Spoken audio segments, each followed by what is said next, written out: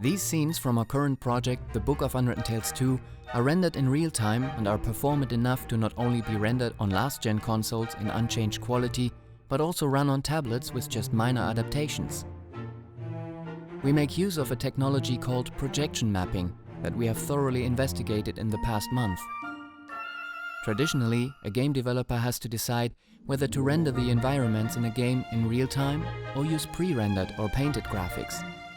Real-time graphics offer high flexibility and dynamics, while rendered graphics can show more details and above all offer a much better performance. The main reason for pre-rendered graphics still being used extensively in browser games and on mobile devices. With projection mapping, the advantages of both approaches can be combined, at least for certain kinds of games. This scene has been rendered in 3D Max and it received a paint over in Photoshop. Rendering it in real time would take an enormous effort and is only possible on computers with a strong graphics card. The problem? It is rather static and the camera movements look unnatural. In our current point-and-click adventure, the scene looks like this, considerably more dynamic and realistic than the flat plane-based presentation. How did we do that? We've recreated the scene in a very rough low-poly version.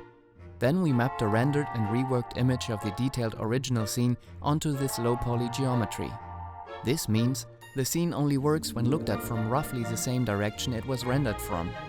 If you move too far away from this view, the illusion starts to fade. However, we found out that you can get away with a lot. The human brain is easily deceived. And the advantages are apparent. Scenes can be as complex as you wish. As the game just has to render a few thousand unlighted polygons, the performance is fantastic. The approach is suited for all games that show the scenery more or less from one angle. For example, many strategy games, isometric RPGs, platformers or, like in our case, point-and-click adventures.